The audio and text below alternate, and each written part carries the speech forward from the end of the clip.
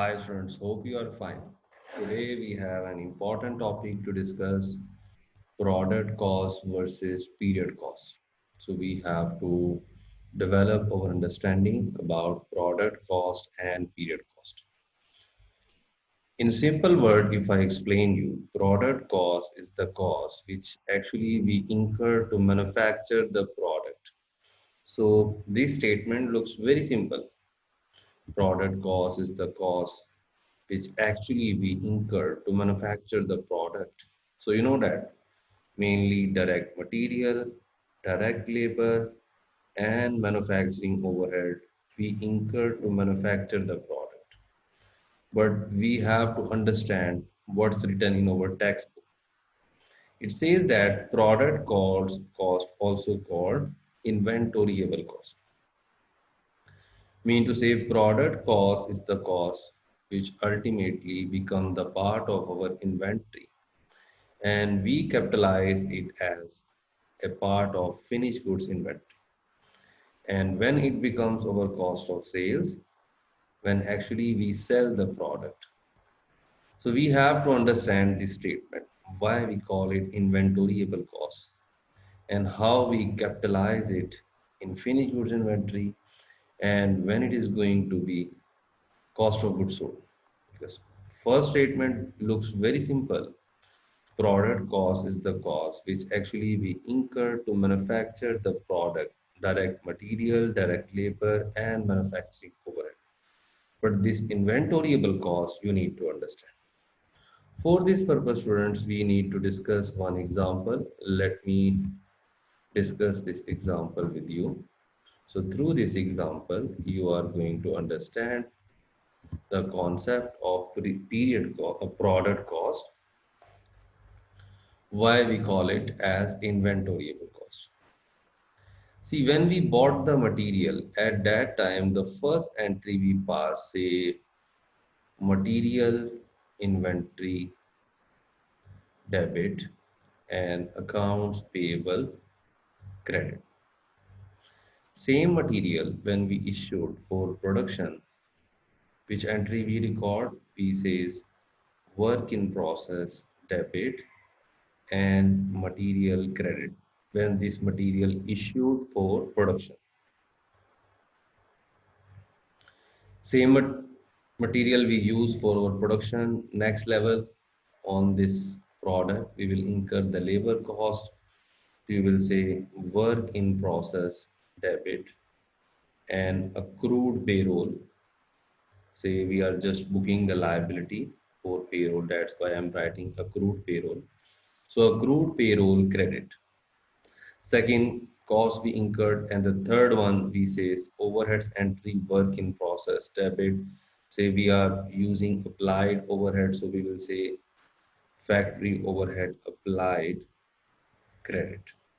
So we notice that all three elements of cost, material, labor, and overhead already incurred. So after this stage, you know that our product converting to finished goods. So we pass the entry here, finished goods debit and work in process credit with the amount which we spent. So here you notice that whatever the cost we incur to manufacture the product all become the part of our inventory. Initially, it was the part of work in process inventory, and finally, it become the part of our finished goods inventory. And here you notice that we earlier said that it's capitalized as part of finished goods inventory. So finally, everything become the part of finished goods inventory. And you know that finished goods inventory report as current assets in our balance sheet. And when actually we record it as expense, when actually you sell the product. You know that the normal entry for recording the sales, we say account receivable debit and sales credit. This is the entry, first entry just to record your revenue. Second entry to update your inventory and to record the cost of sales, we pass this one. cost of goods sold debit, and finished goods credit.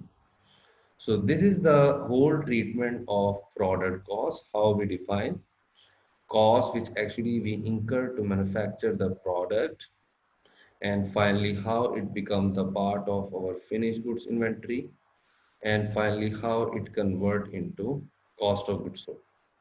I hope that you are fully clear about the concept of product cost.